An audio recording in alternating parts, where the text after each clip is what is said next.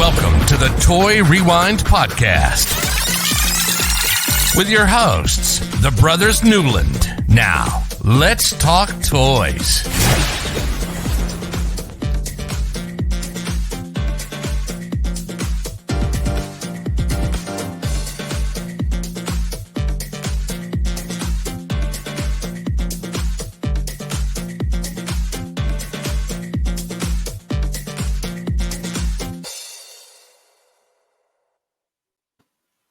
And welcome to Toy Rewind. I am Michael.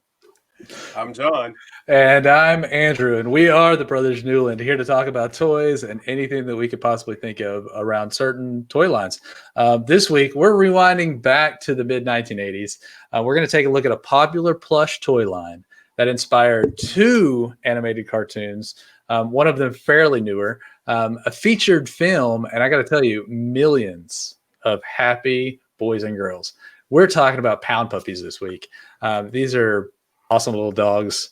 And I don't know, do we have any history on what were they? Per kitties? What were they? I don't. Yeah, per kitties. They're mentioned in here in the notes. All right, so we're going to go over this. Lots of stuff that came out of this. This is a nice little line. Like I said, mid-'80s. So we'll jump into that in just a few minutes. Before we get into that, John, if you could, give us a little, where can people find us? All right, cool. So check us out on our website, Toy Rewind Podcast. You can also look us up on Instagram and Twitter and Facebook. Nice. Andrew, I see you doing that.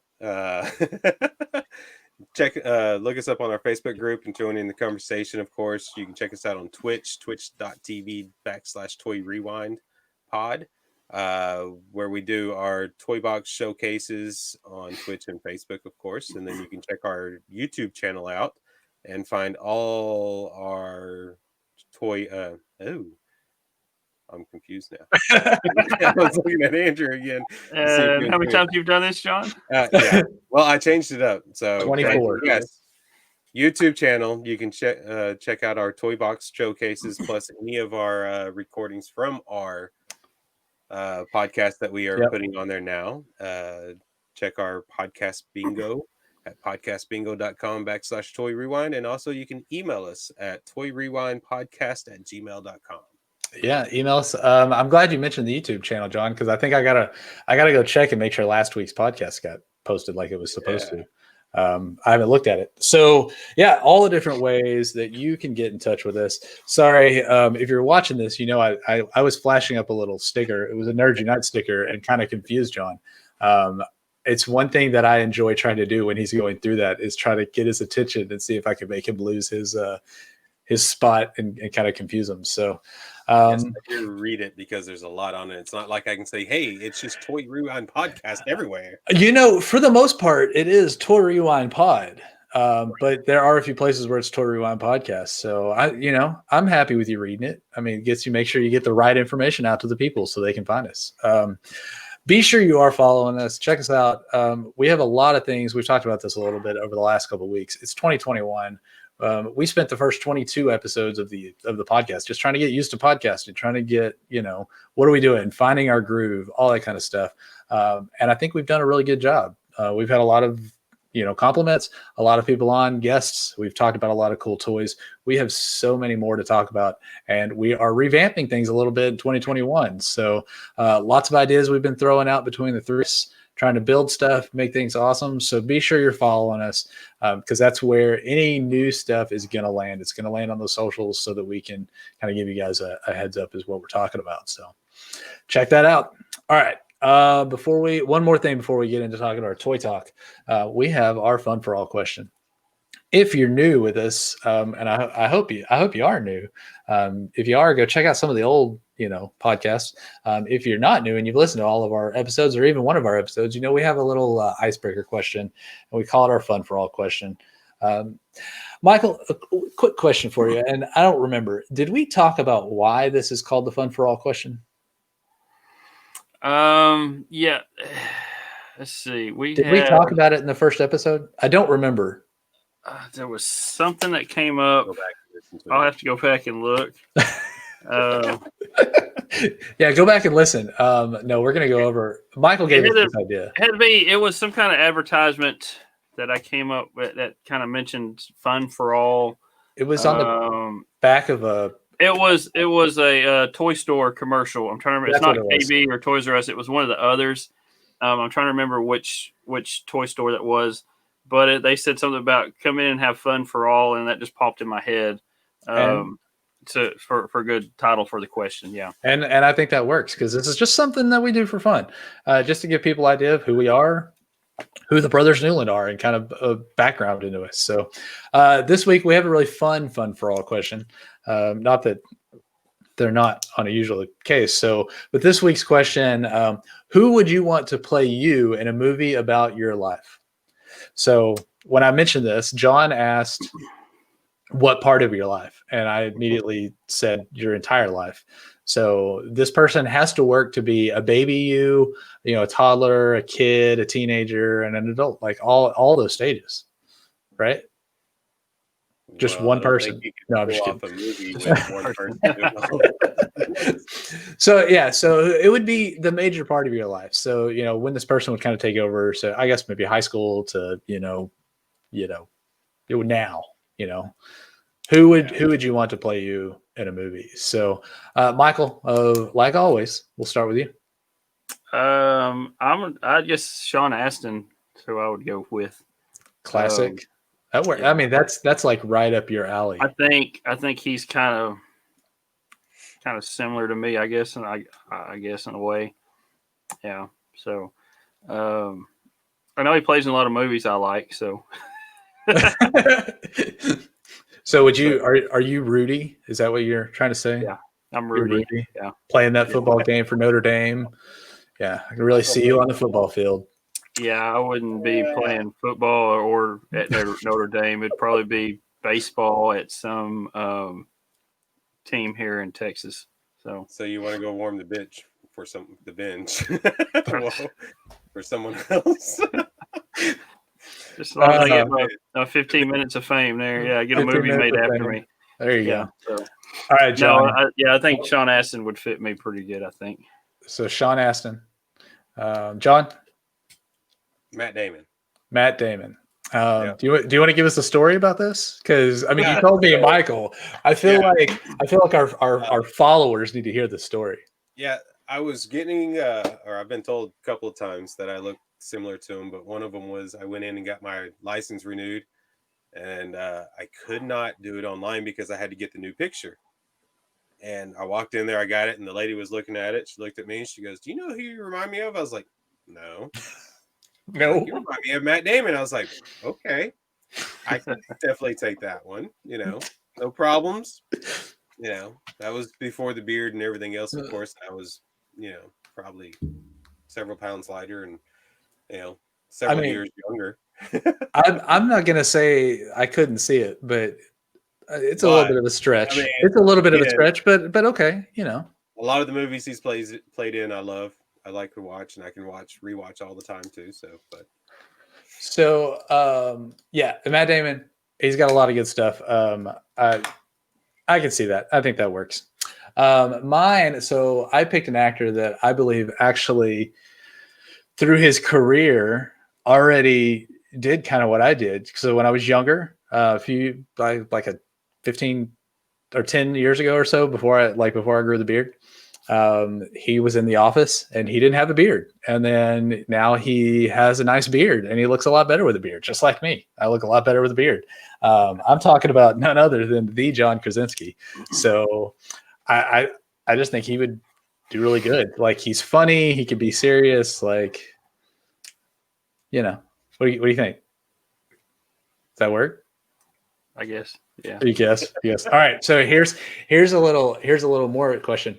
In your movie about your life, because we are brothers, I mean, obviously we would have cameos in each other's movies, right? So we get to, is that who plays us, the cameos in each other's movie? Or is this one movie called The Brothers Newland that is, Sean Astin, Matt Damon, and John Krasinski playing us? Is that what we've done here? Yeah, I think so. Either way goes, because I mean, why not? And it is this movie. Okay, so it's a movie called The Brothers Newland about three brothers that get together and make a podcast about toys. There you go. I mean, that's the pitch. That's the perfect story right That's there. the perfect story. So whenever we post this, I am totally gonna put images together of all three of us with those actors and tweet to them and be like, hey, check this out and see if we maybe they'll be like, let's make this movie. Who knows? You know, we got a lot of stuff. So all right. So well, there it is. We got a great movie where we should start writing a script. Anybody that is good at being a writer could, if you want to contact us, let us know. We'll be happy to chat about writing us a nice little script. So what about the Sullys? Hey, yeah. Chris Sully or Matt Sully, either one of you listen to this. If you guys want to, give us a retake of our life, be happy to do that. Yeah, we'll give you all the information. That'd be great. It'd be fun. All right. Let's get into our toy talk and see what we have about this week. We're talking about Pound Puppies. That toy store I was talking about, that's Child World. Oh, Child World. I don't remember that. Child World. Yeah. I'm going to look that up because I don't remember it. All right. So this week, Child World. This week we're talking about Pound Puppies. We're going to have a fun little conversation about this. Not a lot of information, but definitely a cool little plush, and it's got a nice little backstory. So, Michael, let's dig into some history. Okay. So Pound Puppies were actually created by Mike Bowling in 1984, and were originally sold by Irwin Toys. I got a little history on Irwin Toys here in a minute too. We'll go over that. It's pretty cool little interesting thing because they're out of Canada. They're out of Toronto, Canada. Then Tonka picked up the line in 1985 and started to produce the line and introduced it into the U.S. Tonka sold 2.5 million within the first year at $30 a pop. These Pound Puppy dolls. They were a variety of plush stuffed dog dolls with floppy ears, droopy eyes. They came with a variety of colors. Some had spots. Each puppy came in a cardboard case shaped doghouse. It was shaped like a doghouse with an adoption certificate similar to Cabbage Patch Kids. Where you'd fill out the information with the name and all that kind of stuff, and then you would send it off, and they would send you an official adoption paper thing. So it's kind of what they did here. They would send that back to you with like a little dog tag thing you put on your little thing you would put on a dog tag to put on them. They had a tagline of lovable and huggable is what they were. They had smaller versions which were about 5-inch long. The original ones were 17 inches long, and then the smaller versions were 5-inch long. They also had a line of cats called Pound Puppies. Each of the cats or the dogs and the cats, they each had a heart shape or a bone, which was on the first editions, emblem near its tail on its backside. Similar to like Cabbage Patch Kids or Care Bears, they have the little emblem on the backside. So these were either a bone or a heart shape, and consisted of a PP for Pound Puppies or Pound Puppies, the logo with a dog or cat on it, depending on which one it was. 1987, Hardee's and Pizza Hut restaurants offered a series of Pound Puppies with their children's meal as well. What, John?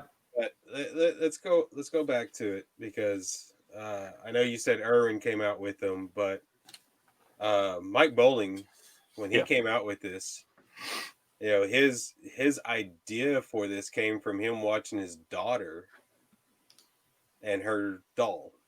Yeah, how her commitment or her how she just was attached to this doll, but she also had cerebral palsy, so he was very attentive to what she was doing to make sure and everything. But he decided to come up with this idea, and he hired on some people, lawyers and everything, when he decided to come out with it. But he was rejected by 14 different companies, toy companies. 14. Wow. I mean, That's, you think one or two, you continue to go. Once I feel like once you hit 5, you're like, well, maybe this isn't going to work. right. But 14, he was persistent. Yeah, that's when Irwin Toys was the one that picked him up, and he went to Canada and talked to them. So, I mean, I think that's a big deal because he pursued it more than anything, from just being this Ford, this worker at the Ford plant, and he was like, I'm determined to make this happen. Mm-hmm. I mean, I think it's a great idea. You've got something, especially like I said, he got this idea from his, like, watching his daughter and everything like that. When you've got something that's close to you, you want to push it, you want to make it work. He'd also made some of these toys, or some of this, because I guess when he came up with the idea, he made a couple and then he gave them out to people at the plant and stuff before he sold it and everything. So that was pretty cool to read up. But I think one of those originals has sold over for like $5,000 years ago. So. Well, all those that turned him down. Because I look back into him to kind of see why. Yeah. All those toy companies that turned him down, they had been kicking themselves because by the time Tonka picked them up, like I said, they sold 2.5 million of these things within the first year, and they were $30 a piece for these things, which was pretty high dollar back then. But yeah, I mean, if you sell 2.5 million of dolls in 1 year, that's just a crazy amount. So, and I think that $30 then and in today's money is like $75 a piece now. Right. So that was a lot of money back then. I'm glad you saw the price, because I never found a price on them. Yeah. That's not what I was looking into. I was trying to dig a little bit deeper into different people, and when I started reading his story, I read the whole thing, and I was just like, oh wow. Yeah. So, and I gotta say, $30 for a plush for me these days, yeah, that's probably not happening. My kids have enough stuffed animals. I'm like, $30? No. We have better toys to spend that on. But $5, $10, whatever. But 30, and back then, I'm surprised these things really went. They're really cool, but and it's a really great idea. But for something to sell for that, I guess the whole backstory, I guess that helps them. Like, you're adopting a puppy. Obviously, maybe a lot of these went to people who are kids that wanted to have dogs, and their families or their parents didn't want them to have dogs because they didn't want to have to pick up buying the dog or clean up or feed and do all that. And if you balance the cost of a real dog to one of these, maybe this is a lot cheaper, but also it's not a real dog. No, yeah. So, if that's what you're doing, then that's kind of interesting. So, yeah. So these Pound Puppies, like I said, they were 17 inches long. Each of them came with a collar, a care sheet, and then a mail-in ownership certificate that offered a certificate offer for the ID tag. When they get in, you put that on your, and it had the name of the dog that you picked out, and whatever information that you sent in, it would come in on that. They had 6 different kind of. They basically look all the same, but they did have 6 different kinds. There was a terrier, a hound, a beagle, a Labrador, a bulldog, and a spaniel, which all had kind of slightly different attributes to make it look kind of different, but they were pretty much all looked the same. They also had, like I said, they had the smaller line, which was 5 inches of those. They also had Pound Puppy newborns, which were puppies. These were 7 inches long. And they had Rumpelskins, which were also 17, the same size as the others. These had wrinkled up faces. And even there was a newborn Pound Puppy that was a Rumpelskin as well. And then they had, like I said, they had Pound Puppy furries as well. Had a shaggy mongrel and then a curly haired poodle. So the mongrel had a lot of long hair, and then the poodle just had curly hair on the head and on on the sides and on his feet, kind of like a real poodle would if you got that classic cut on them. So yeah. But yeah, that's kind of the different lines they had within the Pound Puppies. And then, like I said, they had the Pound Puppy or the Pound Purries as well, which were all cats. So I mean, if you've got puppies, that too. If you got puppies, you can't leave the cats out. No, can't leave them at the pound. You're gonna have some of the people are cat people. So yeah. What were you saying a while ago, John? No, he said the fuzzy ones. I said kind of like yours because your beard's a little fuzzy. It's a little fuzzy right now. Yeah. So these are pretty awesome. So it just occurred to me as you were talking about that, Michael, and we may get into this. If these weren't a success, there's a pretty big store right now that probably wouldn't be in any malls or anywhere, right? I mean, without these having to be a success, Build-A-Bear would never be. I mean, right. It's kind of the same idea. You go in, you adopt a bear, you give it a name. There's a lot more to it. You're getting to do the stuffing. You're getting to do all that. But even the price point for the Build-A-Bears are only $25. That's still cheaper than these Pound Puppies were. Right. But you get into that whole thing. Had these not been a success, Build-A-Bear might not be around. True. But I was reading in and kind of going back to Bowling. He did an interview and they asked him because they didn't give the puppies names. Yeah. They left that up for whoever bought them. And he was like, that's kind of part of it is you get to choose the name. You get to choose their character. Yeah. Stuff like that. And he didn't want to preset that and all that because these were one of the first, if not the first, unisex toys. Yeah. Out there. That either a boy could pick it up, it could be Spike, or a girl can pick up the same one and it could be Susan. Yeah. So, but they actually were determined as the first unisex toy out there. Yeah. I mean, like I said, it's a plush puppy or a cat, anybody can play with that and have fun with that. And like I said, it's taking the place of them getting real animals in a lot of places, which might be why we didn't have any. We had real animals. So yeah we had plenty of. They probably would have taken care of the Pound Puppies by tearing them up. Yeah. It would be a squeaky toy for them, kind of right. Without squeaky. Right. All right, Michael. I know you've got more. You just look like you've got more. Yeah, just got a little bit on. That's pretty much. There's not much to this. It's just those few little lines within the line. Yeah. With the newborns, the Rumpelskins, and then the furries, and then the purries as well. But I did have a little bit of history on Irwin Toys as well. Just kind of in that time frame in the 80s. They do go back all the way to the 1920s, I believe, but I didn't go that far in my notes because they were more of an import-export type business to start off with. Mm-hmm. But most of Irwin Toys' profits that they had came from distributing other company toys, usually American toys, because they were in Canada.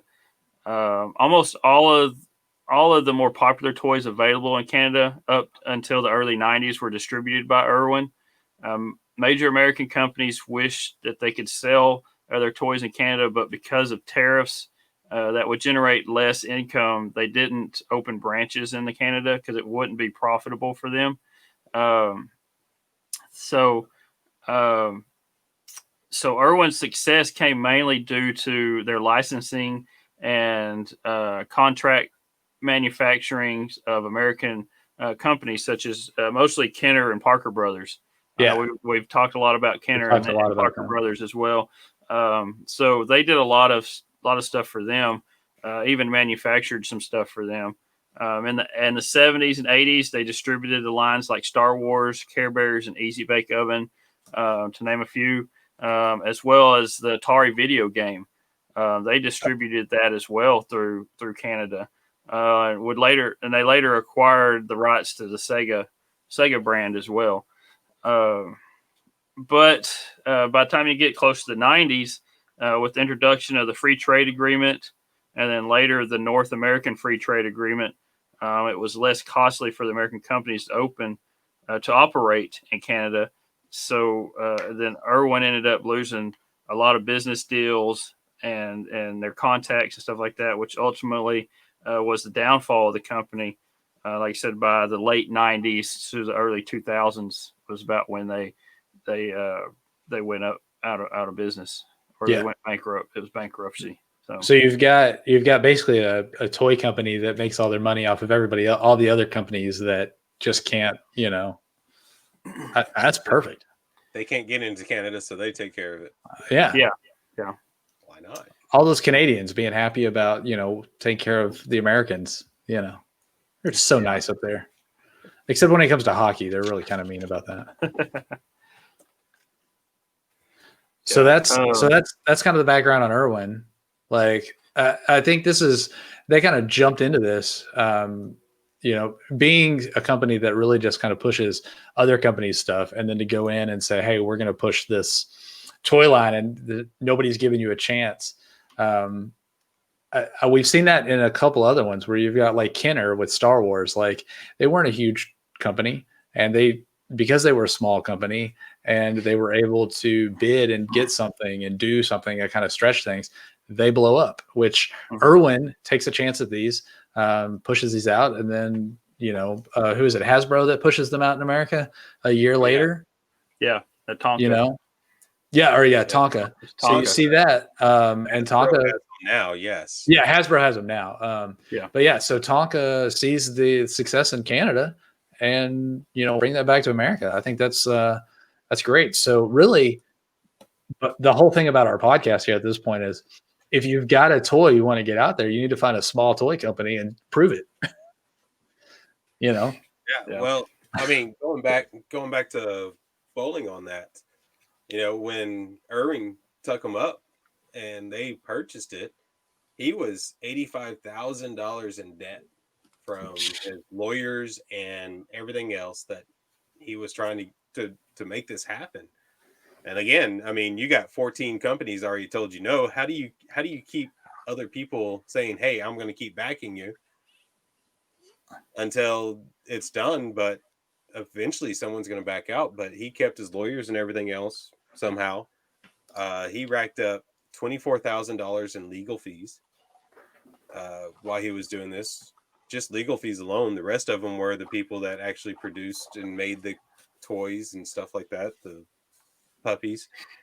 But when he sold it, one of his biggest things that he had pleasure in was depositing that check and paying off that $85,000. I wouldn't mind doing that. I mean, I'm not $85,000 in debt, but Right? I wouldn't mind having one check that just takes care of all my debt. But I mean, how do you take working at a Ford company, a Ford, plant, and being one of the top guys there, making money, making everything, had insurance, your daughter's got cerebral palsy, and then you decide to quit and drive this dream of a doll, but yet it turned around on him, and he made it work. He made it happen. He's made his money. I mean, he had until 2011. That's a movie idea right there. Yeah. Right. But that movie could end with three guys talking about him in a podcast. Yeah, there you go. There's our stick in that. But he sold his rights or his ownership to Hasbro in 2011, and it was due to his health issues, not his daughter. His. But I mean, to push it and to be so adamant about it. That takes a lot of dedication right there to push something like that. So, I mean, I don't know if I would, like I said, I mentioned after 5, I would have given up, a couple saying no, whatever. But after 5, I'd been like, well, maybe this isn't going to work. Honestly, I don't know if I can these days. I don't know if I can name 5 toy companies because they're all owned by Hasbro at this point, right? Mattel or Hasbro or Yeah, those are the two. They all fall under these small little.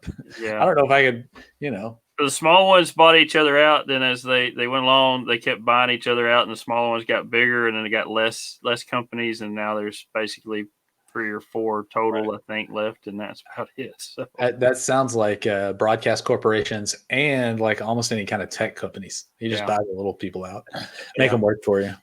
Well, they keep buying each other out, and they keep getting bigger and bigger, and then eventually everybody's under the same umbrella because they bought each other out, and they're all one big corporation. Yeah. Right. All right. So there's the history behind these. Lots of good stuff. Lots of good stories here. Now we were kind of talking about this. We don't recall us all or any of the 3 of us having any Pound Puppies. Like I mentioned, but I do remember the cartoons. Yeah. You know, hold on. We'll talk about the cartoon. Hold on. We'll talk about the cartoon in a minute. So we don't remember having any of these. Like I mentioned, we had real dogs. We had like pit bulls growing up, and little chihuahuas. Probably would have like chewed them all up if we did have them. I remember like times that I would have like played with one. I don't know if it was at a church, at a friend's house. Like I remember seeing them and like seeing them in stores and all that stuff. Us actually having one. Yeah, no, not. I don't think we ever did, and I don't remember one. And I honestly, I don't know if I don't know if I would want to pay $30 for a Pound Puppy. So, all right. Or for Build-A-Bear? Well, Build-A-Bear now is what, $25 now? Whereas if you take the $30 back then for a Pound Puppy, it's $70 now. So it's like 3 times more than what it is. Yeah. And you know how many Funko Pops $70 could get me? All right. I mean, there's priorities here. Okay. Priorities. You know how many $70 would go into the Hot Wheels? Was that like 65 Hot Wheels? Depends on which one you're going for. Yeah. It could be 1 or it could be. That's true. It could be 70. No, that's true. It all depends on which level you want on that. Yeah. Talking about cost, before we get into the cartoon and the movie and the cartoons of the movie, I was looking at some cost on these. These very much range. I don't know if it's just because they're not popular to collect by a lot of people or whatever, or if the people that do have them just aren't selling them. But all the ones that I saw on eBay were pretty much in that anywhere from like $15 to like $40 in that. That's about where I saw them sitting at right now. Yeah. I did see one lot of 2. So it's 1 Pound Puppy and a Pound Purry that sold for $105. So that's about $52 a piece, something like that, basically. Yeah. And then on top of that, I also saw a lot of 8 of them, puppy, kitty, dogs. There's 8 of them, 5 dogs. Yeah, 5 dogs, 3 cats. That sold for $24 for all 8. So like it's very much like hit or miss on how much these are. So if you're looking to get one, here's a nice vintage one. It looks vintage. It is the plush, the brown one that has like the longer one, $9, free shipping. Like these are not hard to find, are not hard to get, not expensive. Even the ones that are in their boxes from like the 80s, we're selling for about $50. So not something that a lot of people are looking at. So if you want to get one to, remember your childhood, you could probably do that pretty easily. All right, now let's talk about the cartoon. So we have 2 cartoons, one from 1986 and one from 2010. I assume, what'd you say, John? I don't know anything about the 2010. I was about to say, I assume you want to talk about the 1986 one. Yeah, we'll go with 86. All right, so John, what do you have on the 86 cartoon? No, I mean, remember watching it. I remember watching it. I remember Howler, Cooler, Nosy Marie. I can sit here and think about it and look back and see their characters and everything in it, and them trying to get out of the pound, and had their secret escapes and stuff like that. Yeah, so to me, I haven't gone back and watched any of them. So. I read something about this, and I don't know. I think I read something about this. I might have been dreaming about it, but there's some like connection with the Pound Puppies cartoon and was it Hogan's Heroes? Where it's kind of the same kind of storyline. Yeah. Where they operated out of the pound, and they would get out and do their adventures or whatever. I can't remember what all they did. They would end up back. They did good things, and they would all come back. Yeah. They had there was the bad people. I'm trying to remember the lady's name. I'll think of it here in a minute. But her and her daughter or granddaughter or something keeps trying to close down the pound or something like that, and they would do something to rescue it or something, and it was. I was just looking to see if I can find names. I'm going down the list of them right now. Humans: Holly, Maleficent, Trueblood, Trueblood, Katrina's wealthy. Yeah, that's the great aunt and the founder of Puppy Pound. Yeah. So yeah, Katrina Stoneheart. Yeah, yeah, Stoneheart. That's one that I was thinking of. Yeah, I like this name, Bratina. Yeah, Bratina was the girl. Was the younger girl? Yeah. We have talked about this in previous episodes. The naming of characters and how like classic they are. Bratina. I know a couple of those. Yeah. But yeah, they kept trying to shut down the pound, and the puppies would find a way to save the pound by bringing in money and stuff. So yeah, I'm just sitting here looking at like Cooler with his leather jacket. Yeah, totally remember. Like I remember watching this. It's not one that I remember like I had to go watch every day, or I did watch, but I do remember watching the show, and I don't really remember much about it. I just remember seeing episodes. So there's a couple, like all the cartoons back then, they're voice actors. There's two big names on here that everybody recognizes would be Peter Cullen and Frank Welker were voices on this cartoon as well. Yep. We go back to all them Transformers and all that. Yeah. So the cartoon ran. And all I remember him is just howling. Yeah. So the cartoon ran from 86 to 89. And right towards the end of that, they had the movie, Pound Puppy Legend of Big Paw, with like Big Paw is in like their paw, not like dad, not paw. Yeah. Kind of sounds like an Indian thing. So Big Paw. I don't remember ever seeing the movie.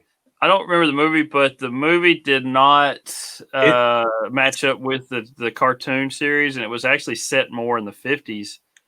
Thing than it was modern day, like the cartoon was.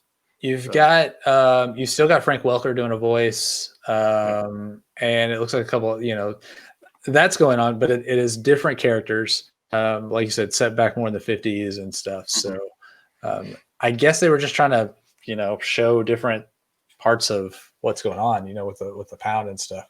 So, since it didn't match up with the cartoon series, it wasn't really well received. Yeah, the movie wasn't. It kind of flopped. Yeah, didn't do too well. And then you fast forward to 2010, and there's a cartoon that none of us know anything about, so we're not going to talk about it. But there's a new cartoon. Probably has nothing to do with the other one. It's got a new, different logo, and watch it at your own choice. Yeah, they released Pound Puppies, the dolls and stuff throughout the years. Hasbro has just kind of re-released them.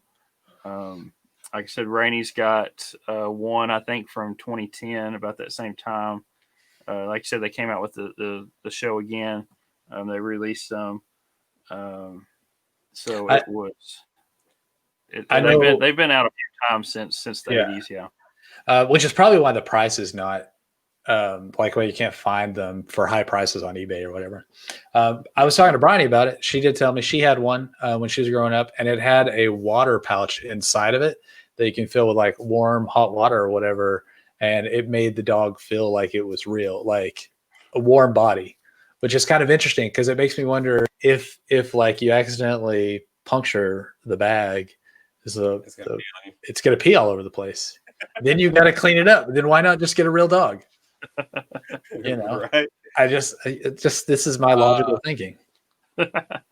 So going through this, we know Hasbro has them now, but they also have a partner that's called Basic Fun that kind of runs them right now. So yep.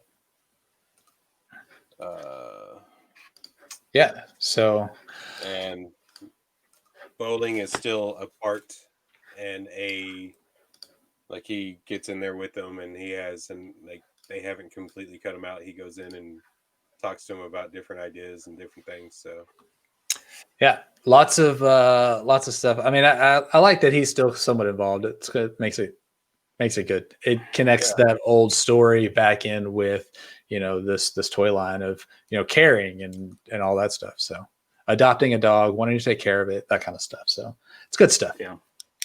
All right. Well, we've gotten to that part of the episode where we're going to rank these and put these on our toy rankings list. So Michael, because you're the oldest. We always start with you. I feel like I have to explain that all the time. I don't know why. I don't think you need to explain it. He's the oldest. He goes first. He's the first. That's how it works. Where do you put these? You want me to guess? Just they'll probably go right around. Let me stick them down there, right above Bionic 6, underneath James Bond Spy Toys. It's pretty low on the list. So all right. So yeah, pretty low. I don't even know what number that is. I can't even look at what number that is. I was gonna say it's under 10, so 20. 20? That's what I was about to say. It would be 2021, somewhere around there. So, all right, John, where's yours at? Where's yours fall at? Oh, man.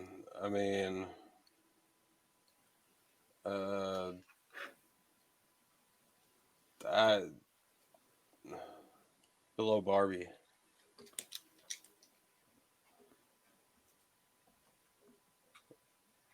Below Barbie. So that's 10. Was it 22? I think it's around 22. Or is that 21? Well, this is episode 25, so there's 25 things on the list at this point. Remember that. I think we're missing one. I only count 23 on the list. Should be 24 at the moment. I think we're missing one on the list. Oh, wait. No, we didn't. Oh, we did board games. Yeah, board games is my board games on there. I got it number 11. Oh, we must be missing one. That's a bingo square. Andrew forgot to update it. No, I don't know if we forgot to update it, or I'll have to look back and see. You're missing one. Here you go. Here's your contest. If you're listening to us and you look back at our toy rankings and you can tell us which one we're missing, the first person to message me and tell me which one they're missing is going to get a sticker bundle. Yeah. All kinds of stickers. So let me know. But you've only got like 2 weeks, because then I'm probably going to have to go find out what it is myself. This one for me falls right under Barbie. It's number 14 for me. Like I said, I remember having it or not having it. I remember them being around. They're kind of cool. I like the idea. I like the story. Without these, we wouldn't have Build-A-Bear, or at least I believe we wouldn't have Build-A-Bear. But yeah, so it drops right under there, right underneath Barbie for me. All right, there's our toy rankings. Like I said, go check it out. If you can tell me what we're missing, you get a sticker bundle. And no bingo square for matching this week, because none of us matched up. We don't have a game this week, no Toy Trees game, but I will give everybody a quick update. Michael is up 2 episodes to mine and John's 1 episode. So still early in the year. Who knows where this is going to end up by the end of the year, but and I'll make sure we have a Toy Trees game for next week. So I know what we're missing. What are we missing? Well, I can't tell you because don't tell me, because I need somebody. Somebody's got to answer. Somebody's got to answer me. There is one. If you go back and listen, there is one we did not rank on here. If you remember what that was. Because it was so bad. No, there's so much to it that we decided not to rank it. Oh, I remember. Yes. Okay.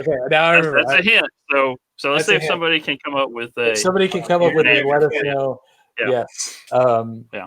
There you go. So that's why we're missing one. Okay. Yeah. All right. Well, John, real quick. Unless you guys have anything to add about Pound Puppies. No. Did we cover everything? Yeah, I think we covered everything that's out there on Pound Puppies. Yeah. All right. So if you want, John, give us a real rundown on our social medias so people know where to find us. Especially, they need to know where to find us so they can send us which episode we're missing on our list so that somebody can get a sticker pack. All right. So check our website out at toyrewindpodcast.com. You can look us up on Instagram and Twitter at Toy Rewind Pod. Join in the conversation on Facebook when you check us out. You can find us there, of course. twitch.tv/Toy Rewind.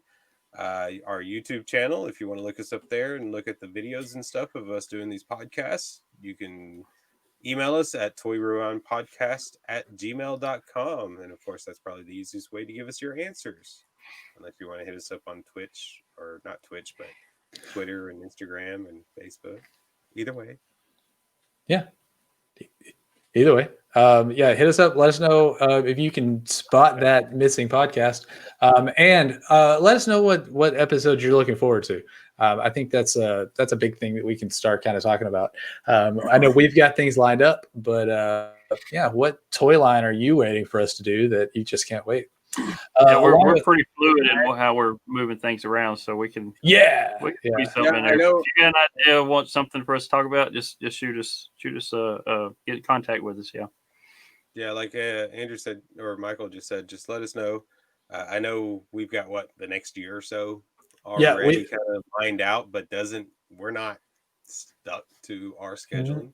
No, we move things around we've got a list of episodes of lines that we want to do, but that changes every couple of weeks. We're just like, something comes up and we're like, hey, we want to talk about this, or, hey, this would work out for this date, like different things like that. Like, I don't know if anybody remembers, we magically worked it out to where our Halloween episode was number 13. And so we kind of try to line things up. And so when things pop up or different things like that, we've got a lot of stuff going on this year, fun stuff. But if there is a toy line, especially if like 3 people are like, hey, we really want to hear about this, I'm sure it would pop up pretty quick. So let us know if there's anything you want to listen to. Along with checking us out on all the social medias, be sure to check out the Nerds Unite network. I got this awesome sticker today in the mail. It's pretty awesome. Check out the Nerds Unite network. Just a list of all of them. Geek Together, Average Nerd Podcast, The Four Dorksmen, 3 Beers and a Mic, STS Guys, Nerdy Curious, Nerd Portraits, Movie Retakes, Totally Rad Movie Podcast, Secondary Heroes, and then the Godfather himself, who was on with us a couple weeks ago, Sully. Check him out over on twitch.tv/CSS Sully. Or CS Sully. I think I added too many S's there. So check him out. I know back in Washington now, so I think your schedule may be back to where it was. So no more Whataburger for him for a while. Sad. That's tough. Mine was really good last night, so it is tough. I had I think I had some for lunch on. Oh, it was Friday. Yeah, it was Friday. So I get it at least 2 or 3 times a week. I mean, where I work, there's not much anything else. There's not any other places to go. I do have to say, interestingly enough, so Mom and Dad's house is approximately 40 minutes from us here where we're at, and I pass 3 Whataburgers no matter which way I go, because there's a couple different ways. I pass 3 Whataburgers, and there's a 4th just right down one of the streets. So yeah. They're everywhere here. They're everywhere around here, yeah. I'm not going to complain about that. 2, 3. I'm counting to see if you're right, but yeah, I'm guessing so. Yeah, it's ridiculous. I was just like, oh my gosh, because I was hungry on the way back from Mom and Dad's yesterday as I was cutting firewood, and I was like, I could go to Whataburger because there's, which one would I stop at? I don't know. So, all right. I ordered last night. I put it in my app and I sent it through. Megan had told me Jackson had gone to bed, so I was like, okay, I'm getting off late. I'm just going to put it through. I'm going to drive through and get it. And as soon as I hit submit, Jackson texts me, can you get Whataburger? Oh, my gosh. I was like, I didn't even tell Megan I was getting Whataburger. I mean, the kid's got a good sense of taste, I guess. What is? So I put another order in for him. That's okay. That's going to have to be our next fun for all question. What is your go-to Whataburger order? We're not going to do it now. We're going to do it next week. So all right, think about it. Think about that. I mean, I know. I don't need a week. I know what mine is. Our listeners have a week to think about what they think we would order. Oh, there you go. There you go. If you think you know, and I got to tell you, I don't know the two of you, but if you've been on enough streams where Sully mentions what he likes, his main thing is the same thing that I order. So you may have heard that. You may have even seen me pop up and say. So there's another chance. If you send us any kind of message with what our orders are, what you think our orders are, if you get any of them right, I'll send you a sticker pack. By the way, I got sticker packs that I'm ready to give away. So we're getting amped up to order some more stickers, another round, and they're going to be a limited edition. So, we're just trying to get rid of the ones we got now so that we can order the limited edition ones. So, All right. Well, there's all the stuff about Pound Puppies. Check out the Nerds Unite Network, and then a whole bunch of stuff about Whataburger. So, anything you guys want to add before we sign off? No. I'm hungry now. All right. Well, then on behalf of the Brothers Newland here at the Toy Rewind Podcast, play on. You've been listening to the Toy Rewind Podcast. Follow and join in the conversations at toyrewindpodcast.com.